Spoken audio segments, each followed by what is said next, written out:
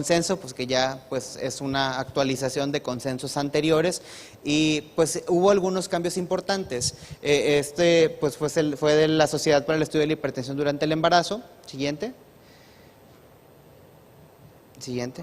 Y dentro de los principales cambios es que uno, nos recomiendan que la preeclampsia no la debemos de clasificar como leve o severa en un embarazo en curso, ya que pues esto es cambiante, ¿sí? También otro de los principales cambios en esta nueva clasificación es que la elevación de la presión arterial no debe utilizarse para clasificar la preeclampsia sobreañadida a la hipertensión crónica como lo hacíamos anteriormente. Y también algo muy relevante de esta publicación es que pues nos habla mucho de la utilidad de los marcadores angiogénicos para el diagnóstico de preeclampsia, sobre todo cuando nos enfrentamos a embarazos prematuros, a un embarazo menor a 37 semanas. Siguiente. Y otro de los cambios importantes que hay en esta nueva clasificación, obviamente también nos habla de nuevas recomendaciones de manejo y nos habla sobre el uso de fármacos antihipertensivos durante el embarazo y nos dice que toda paciente que desarrolle hipertensión durante el embarazo debe de recibir terapia antihipertensiva independientemente de la clasificación. No me voy a meter mucho en esto porque no es algo que me toque a mí, pero pues sí quise mencionar que son los cambios más importantes que hay en esta nueva publicación. Siguiente. Entonces, para poder hablar de los trastornos hipertensivos, pues tenemos que hablar del diagnóstico de hipertensión. Siguiente. Y en esta se sigue manteniendo la definición de que para poder hablar de hipertensión hablamos de una tensión arterial sistólica mayor a 140 milímetros de mercurio o una tensión arterial diastólica mayor a 90 milímetros de mercurio en al menos 2 ocasiones con 4 horas de diferencia o en 2 visitas consecutivas. Siguiente.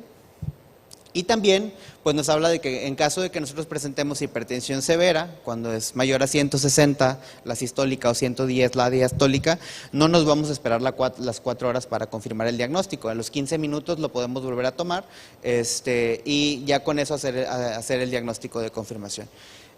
También si recordamos por ahí, si mal no recuerdo, como el 2013, la AJA hizo cambios donde pues ellos sugerían o hablaban de que hipertensión era mayor de 130-80.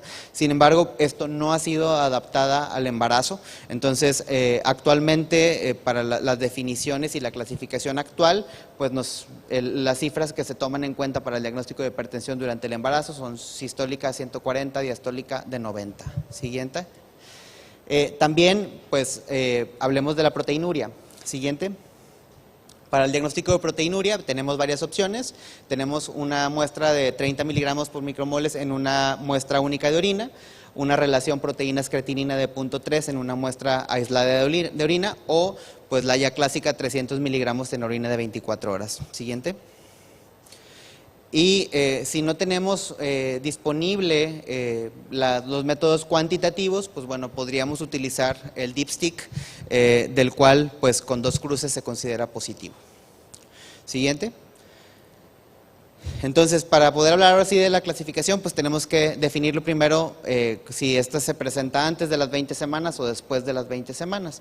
Antes de las 20 semanas tenemos la hipertensión arterial crónica, que es cuando esta se diagnostica antes de la semana 20 de gestación o aquella paciente que ya tenía el diagnóstico de hipertensión previo al embarazo. Siguiente.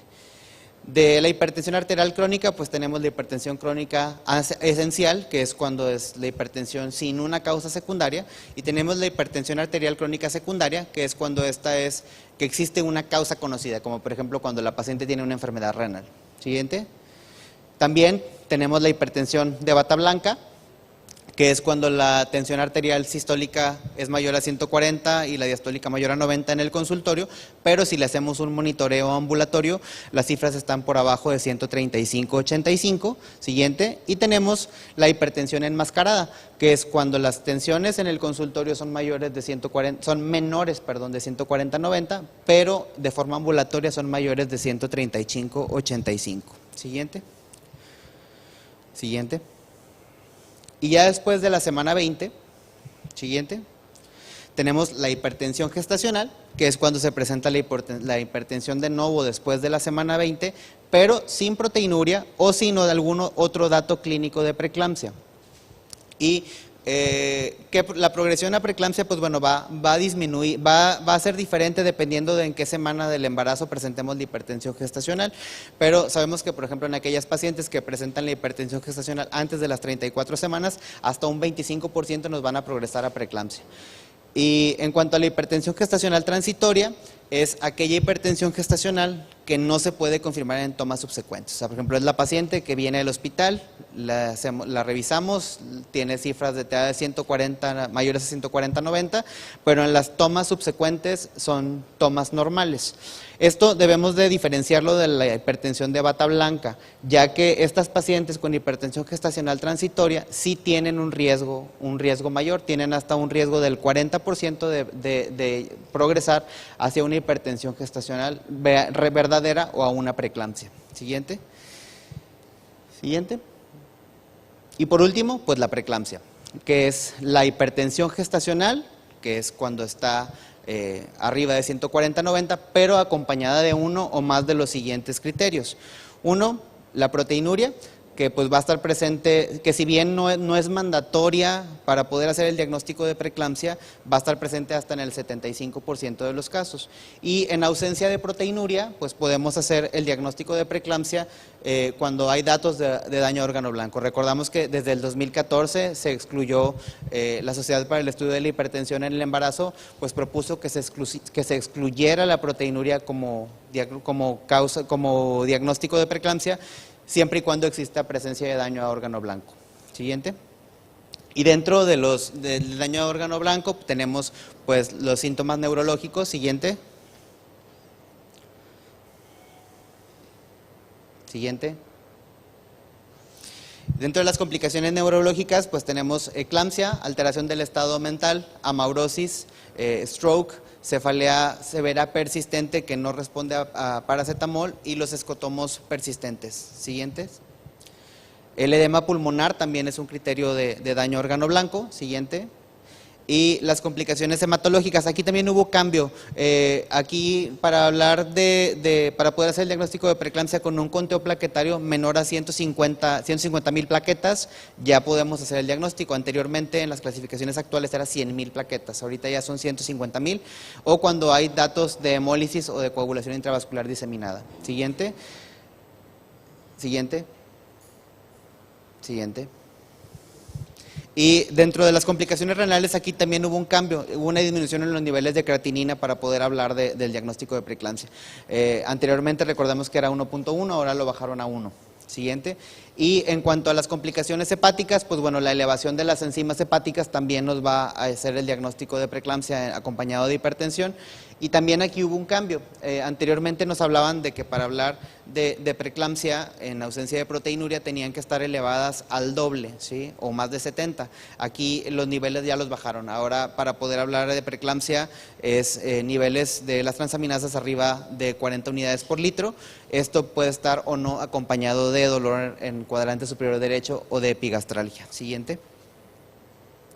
Y otra de las cosas que se incluyó en esta nueva clasificación es la disfunción uteroplacentaria, ¿sí? Que es cuando se presenta desprendimiento prematuro de placenta, que existe un desbalance angiogénico, cuando hay restricción al crecimiento intrauterino, cuando tenemos un Doppler anormal de la arteria umbilical o cuando tenemos muerte fetal.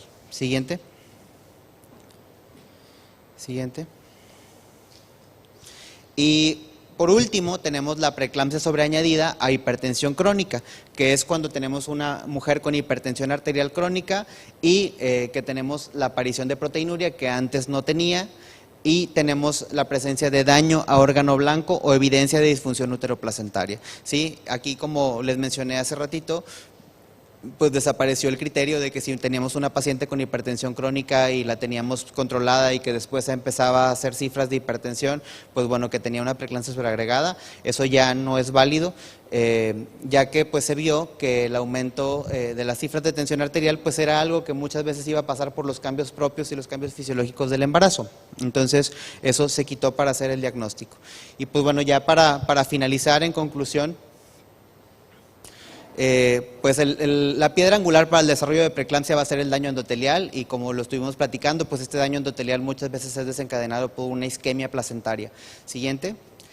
Y que cuando tenemos casos especiales o que tenemos dudas en el diagnóstico, no olvidarnos que tenemos disponibles los marcadores angiogénicos. Los marcadores angiogénicos los tenemos disponibles aquí en el hospital, en el Instituto de Medicina Materno-Fetal, y son de gran utilidad tanto para el pronóstico como para hacer el diagnóstico en aquellos casos en los que tenemos duda. Siguiente. Y por último, pues que la adecuada clasificación de los trastornos hipertensivos pues nos va a hacer que nosotros podamos darle a nuestra paciente pues un manejo de forma oportuna para así disminuir la morbimortalidad. Siguiente. Pues bueno, muchas gracias. Por mi parte es todo. No sé si hay alguna pregunta.